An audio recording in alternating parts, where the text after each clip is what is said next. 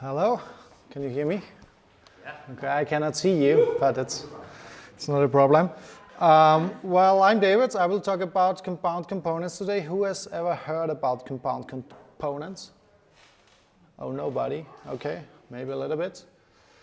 Well, actually, I will also talk about sliders and maybe a little bit about,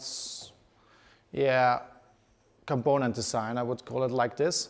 So this slider, I mean, it has a special history to me.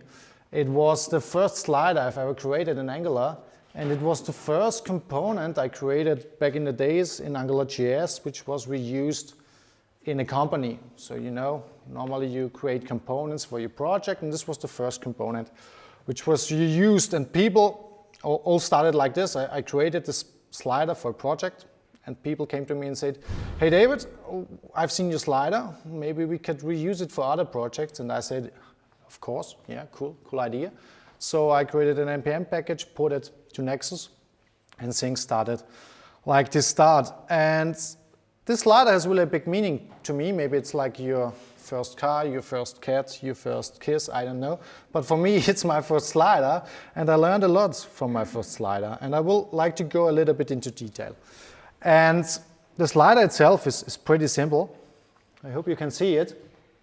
Okay, the slider itself is just a definition of slide definitions, and the slider itself takes the slides and the other attributes. And if you go to the slider, you can see, okay, it gets some input, and it has this interval observable, and every 2 seconds, actually the offset is changed, and the offset is set here.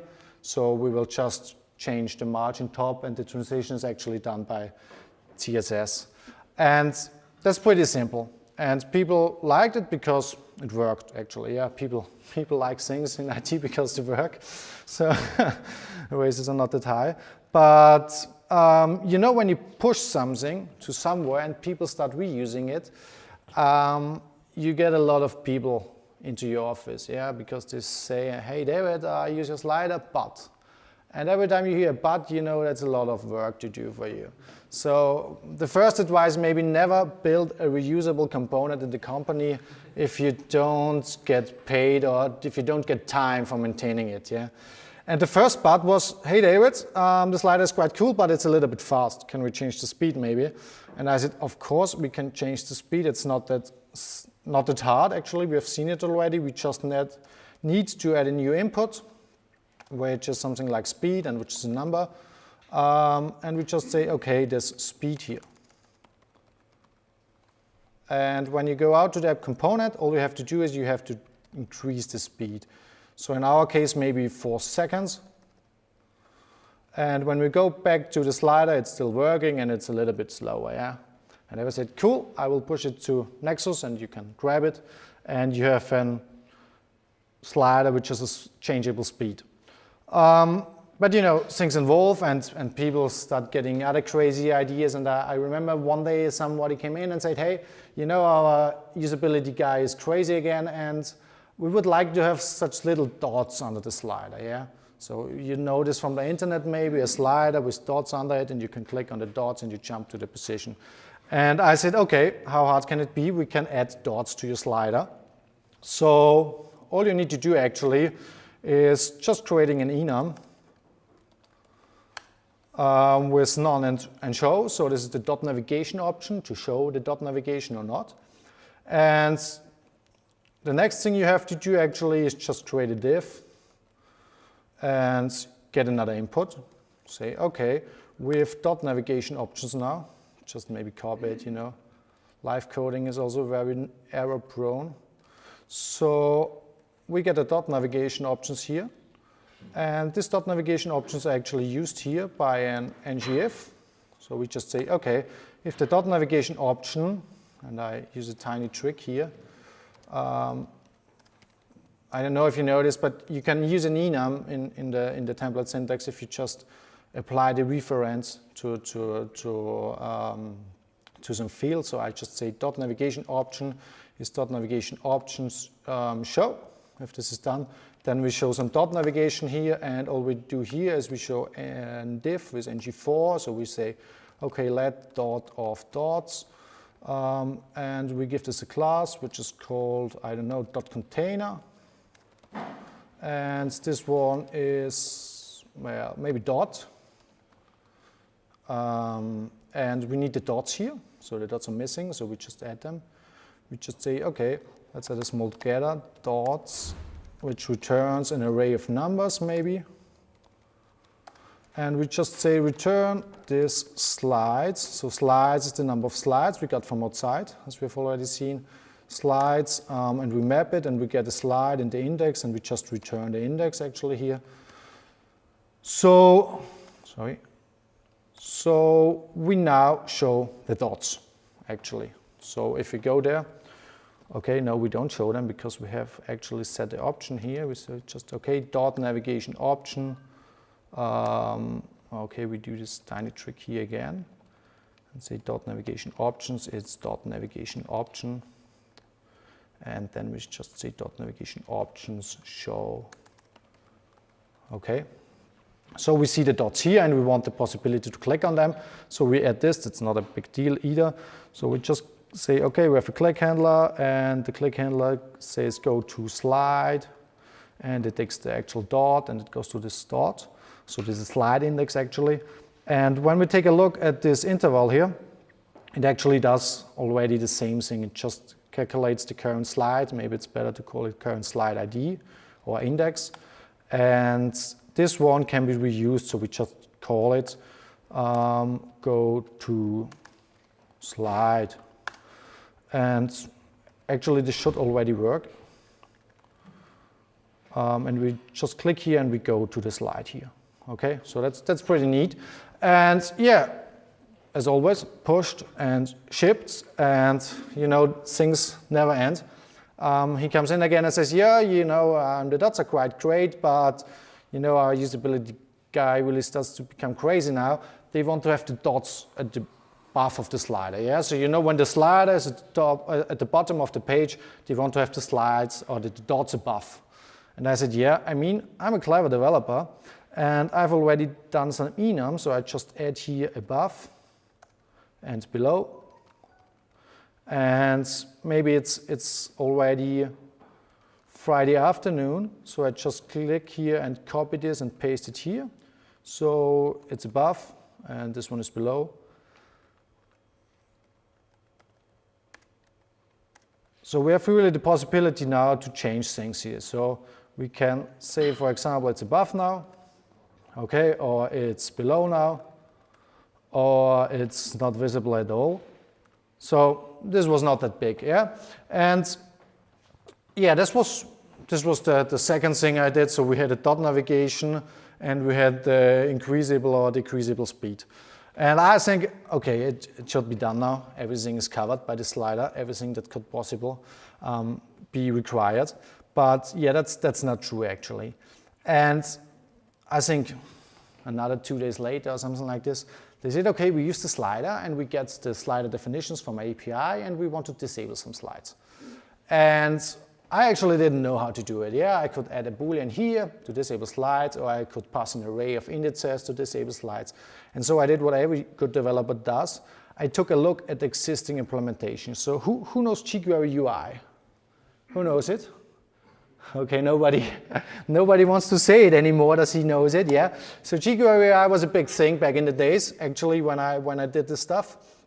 And I think it's still a valid library. I mean, the time of jQuery UI is a little bit over, but if you need some reference implementation, it's still okay. And if you take a look at the tabs, it's something quite similar what I've done with the slider. It's a possibility to switch between tabs, yeah? I mean, we don't have this rolling effect, but actually we have some kind of similar structure. And if you go to the API documentation, that's what I did, and I found out, okay, there's something called disabled. So there seems to be a possibility to disable tabs. And when they take a look at it, okay, they get an array of indices. And I said, okay, then the solution would be something like this, disabled. And it's, I don't know, it's just an array of indices. And then I took a look at it. And I thought, okay, yeah, I mean, this looks shitty, actually, yeah, so maybe just add some new lines. And after doing this, I thought, okay, actually it still looks shitty. So what to do now? And somehow I remembered that the 7th law of computer programming. Who knows the 7th law of computer programming? Nobody. Yeah, I didn't know it too either. I just found it on Twitter a while ago, and it's really clever. Because what it actually says, and that's the only slide you will see today, the 7th law of computer programming. I don't know the first 6. I don't know if there are first 6, but the 7th law is really genius. Yeah, it says that programming complexity grows until it exceeds the capability of programming to maintain it. So what does this actually mean? This means that people will put new features into your software as long as you are able to maintain your crap. Yeah? So as long as you will be able to say, okay, I can put new features into the software, they will give you new features. Yeah? And normally we all know this, when you have been to a couple of projects, this will end someday. Someday costs will increase and you will say, okay, I won't do this anymore because it doesn't pay off. Yeah? Just renaming for 2,000 euros doesn't pay off. Yeah? Business understands this normally. So when you think about it, in the other way, it means that people will need new features forever.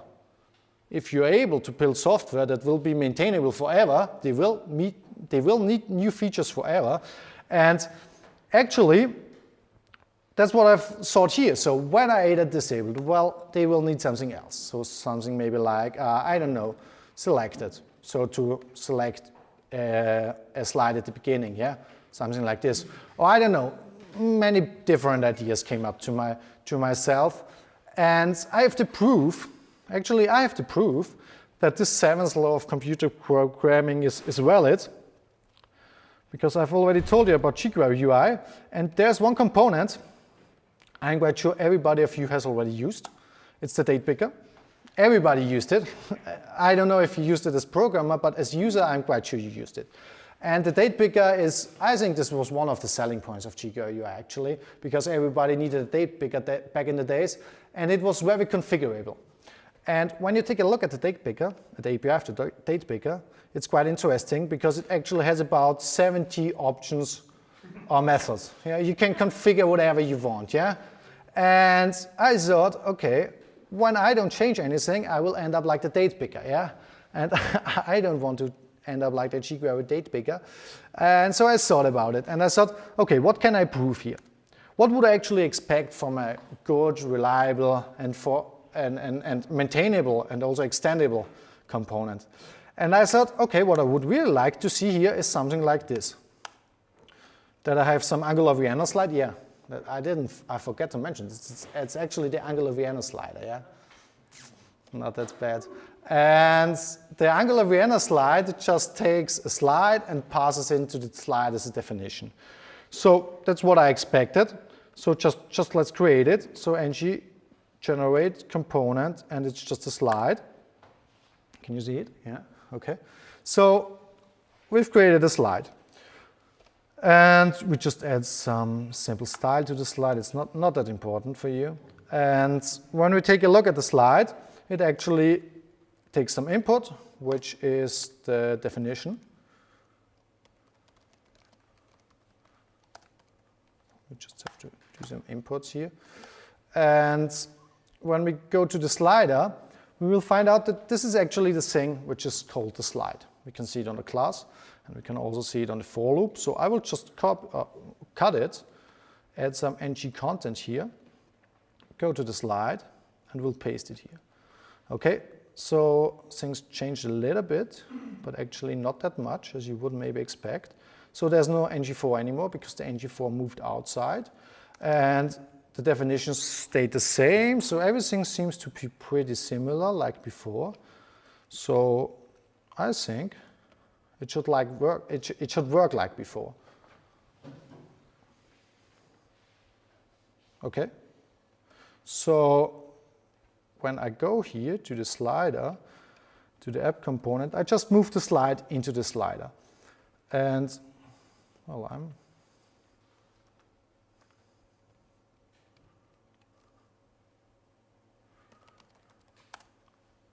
I just have to remove the slides here because I've already done them here. So when I go back now, I will get I will get actually some Angular errors here. Sorry. It's hard to trigger an error if you want to actually. And it's easy because the slider itself takes the slide's definitions now, and it doesn't get any slide definitions here anymore because I removed them, because we moved them to the inside. So I can just remove the input. And now, of course, there's some undefined. So I just set it to an empty array. Things will work again, but the slider will not roll anymore. And it's quite clear when you take a look at the code, you see, okay, it takes a look at the length of the slides, and the length of the slides is always 0, so it will not change the current index from 0 to something else. So how do we get the slides from the slide component to the slider?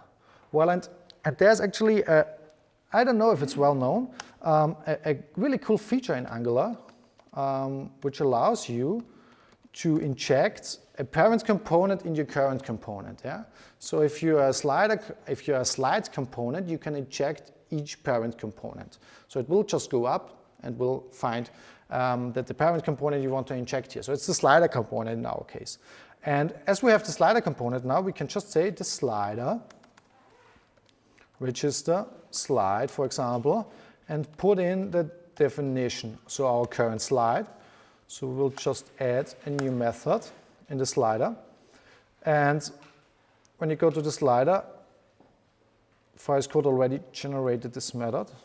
So we will move it a little bit down. And we will just rename some things here.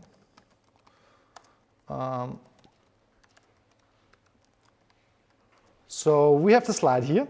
And all we have to do is the slides.push.slide. Okay? So when we go back to the slider, the slider will start rolling again, hopefully. Yeah, so that's quite cool. So we have the possibility to now register our slides to the slider. Well, and that's some kind of glue code we cannot see from outside, but the slide actually always knows that it's inside the slider, okay? So, but I'm not quite happy with this slider. I would expect something like removing this to somewhere else, because when you think of single responsibility, this slider does a little bit too much. Yeah, he knows about the dot navigation, he knows about the speed, he knows about the width and the height. So maybe let's add something called a rotator. I think it's vertical rotator. And this actually takes the speed and the width and the height, and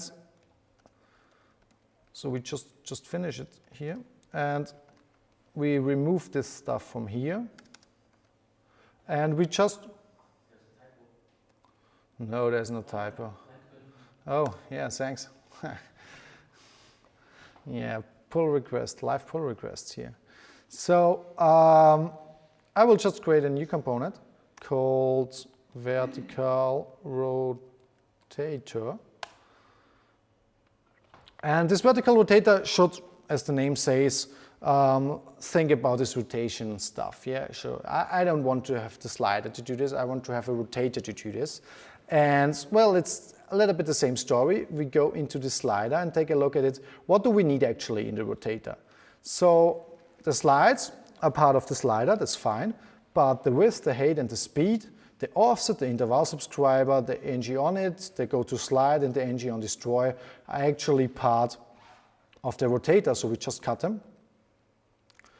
Go back to the slide rotator and just insert the stuff here. Go back to the slider, remove the ng on in it because we don't have it anymore. And when we take a look at it, the slide rotator is actually the slide container, how it's called in here. So we just remove this. Say get ng content, and we move this to the vertical rotator in the HTML, and we'll add some imports, and we need this constructor trick again. We just say constructor, just add a private slider, which is a slider component. And just take it here and say this slider slides length. So we get again the slides from the slider component. And we just need some vertical rotator style again. And when we go back everything should work as expected or as before. Yeah, that's pretty neat. So we can take a look at it, and things start to look a little bit nicer. So we have the slider, we have this vertical rotator, and we have the slides in it. But I still don't like this one here. So how can we handle this? Yeah, so it's quite easy, just another component, which is called something like .navigation or .navigation. Can you read this, actually? Yeah, okay. So we just add the .navigation, and the .navigation is again copied from the slider. We just cut out this here, and we also remove this one, and we go to the .navigation. We just add it here. Oh, sorry. Just add it here.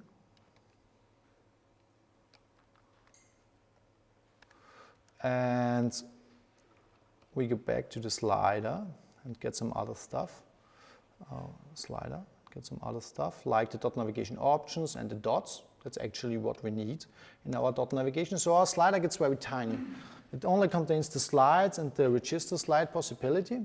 And we move this to the .navigation.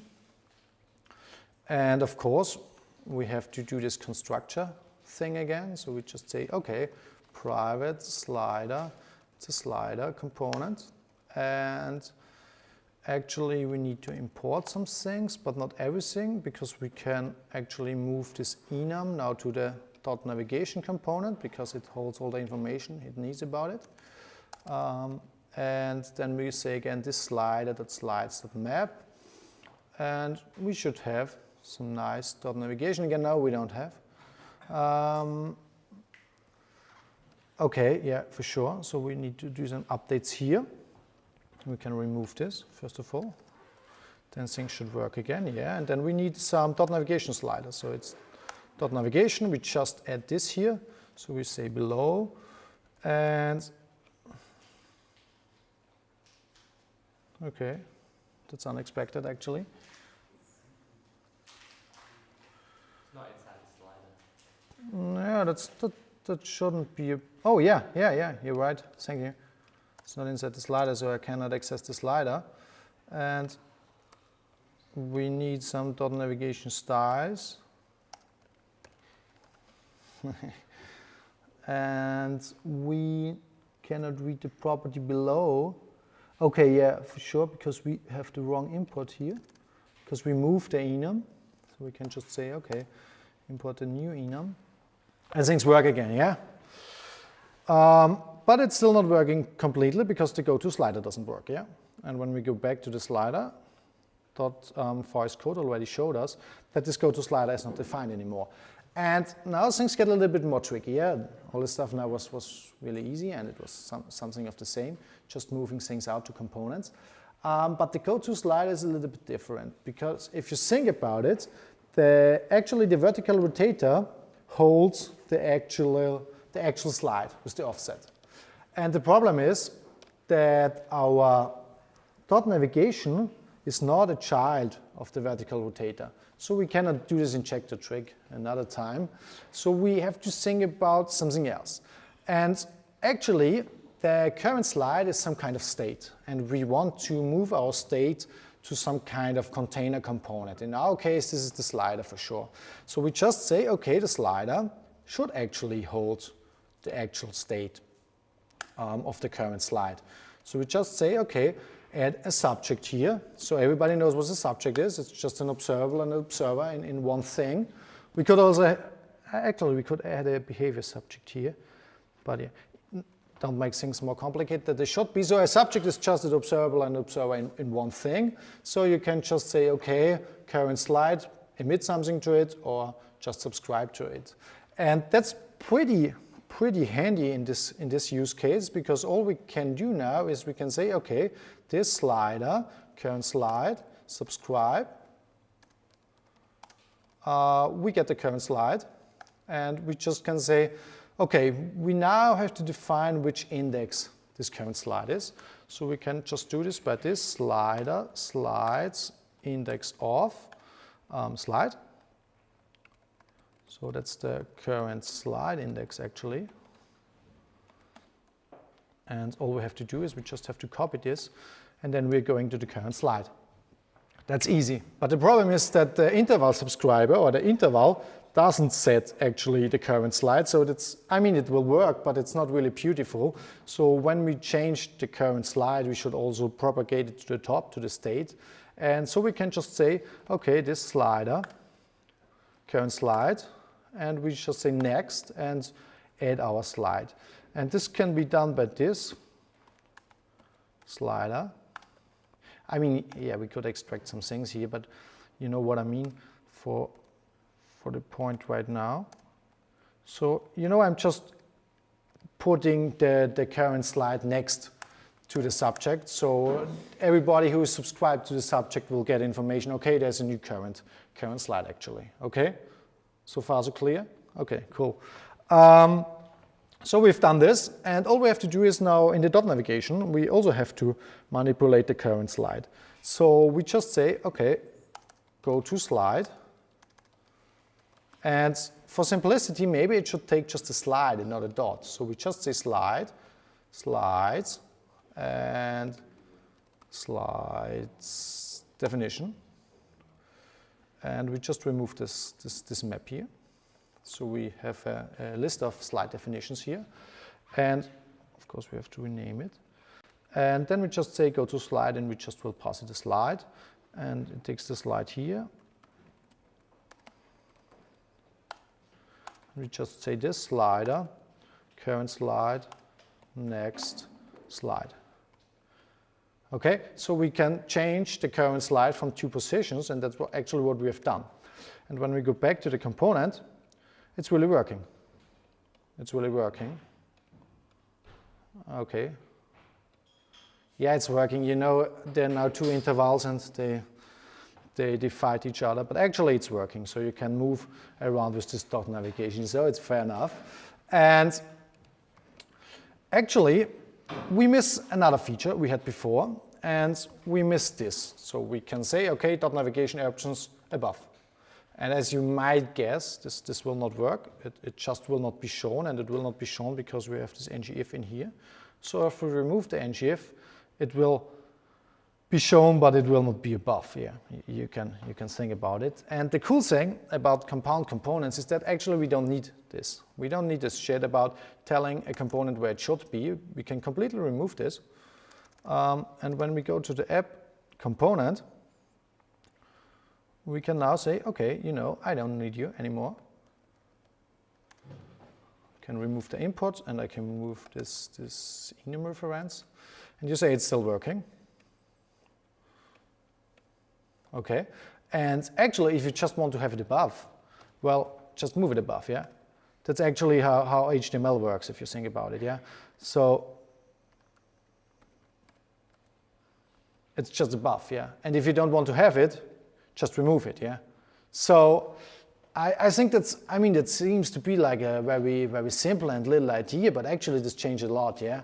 So if you have this possibility of compound components, and if you really say, okay, we put the structure into our ng content, then you get a lot of benefits from moving things around as you like to have them, yeah?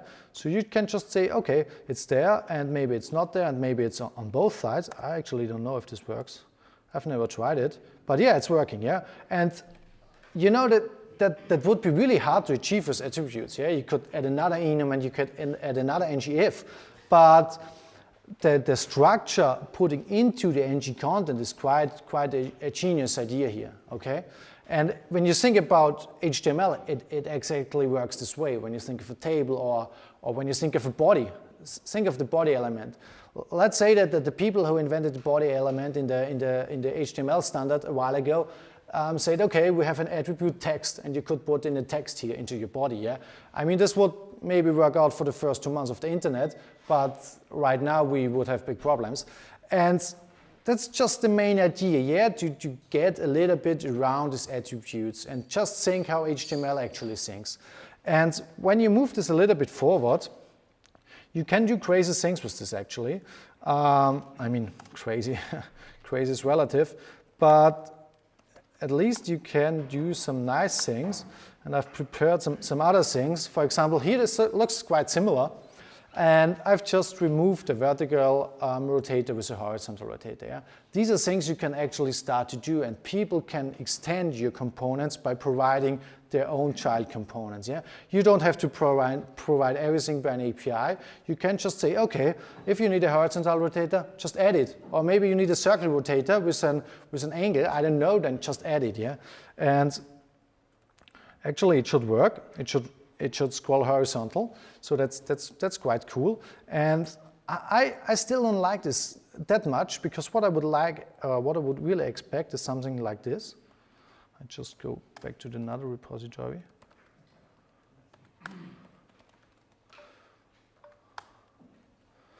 So this is what I would like to have. So this is a little bit more in depth when you think about compound components. So we removed all this stuff here, this background image and caption and description, because actually I think this should not be part. This should not be a strict definition what you put inside a slider. And when you take a look at this one here, okay, you can put in whatever you want. You can put in an H1, you can style it from outside, which is a big benefit. You can add another div, you can add another div, and it will still work. Yeah, you see it's test here, okay? And that's pretty neat. And I've done another thing here, which I don't see that often. I think you see it sometimes in Angular material if you use it. So you just provide an ng template. Normally you do it with a directive. I just put in reference here. And the cool thing is I've just created an Angular Vienna menu. And this Angular Vienna menu just uses the template as the menu item, okay? So we have all the data stored into our slider, and it can be reused because it's the ng template. And if you take a look at it, if you're interested, the slide definition now has some template ref, and actually the slide itself just registers the content child, which is the thumbnail, and adds it to the template ref. Yeah? So it's pretty similar to what we've done before. It's just transporting HTML from one side to the other. And the slider itself, or the menu itself, just uses this ng container to put in the template. So that's quite cool, and of course you can still move the menu around. Yeah, if you want to, you can just put it above. Yeah, that's stuff which is just working here. You don't need any API, you just can do the user do whatever he wants. Well, and that's actually it. That's actually what I wanted to show you today. And the cool thing is that we have another great impact I see, or a great advantage. If you know about this presentational and container components, we have this here for free, because all the state is actually in the slider, because it knows about everything. It knows about all the slides, it knows about what's the current slide, so we can move it up to a container component, and all the other slides are just dump components. They get all the information they need. And we've done this constructor thing here. Well, this can be used actually, but there's another way I would also like to show you, which is quite important. So if you get the slides here, you could also do another trick. You could just say, okay, content children. And I hope you know content children. It allows you to get the content children of your current component, and it returns a query list. So it's a little bit different. Okay. Thank you for nothing. Okay. And it will not work now out of the box because it's actually observable, but it's pretty neat also, because you have the possibility now to don't have to register as child, but the container knows who are actually my childs. Yeah? So it's a little bit moving responsibilities from the slide knows, okay, above me there is a slider, from the slider knows, okay, below me there are slides. Okay, that's just one more trick I wanted to show you. Yeah, actually that's it. And if you take a look at it, I hope that you will also realize that things look a little bit more maintainable actually than they looked before. And yeah, I hope you understand the key lesson I had to learn with a pretty old slider over the years. Thank you for listening.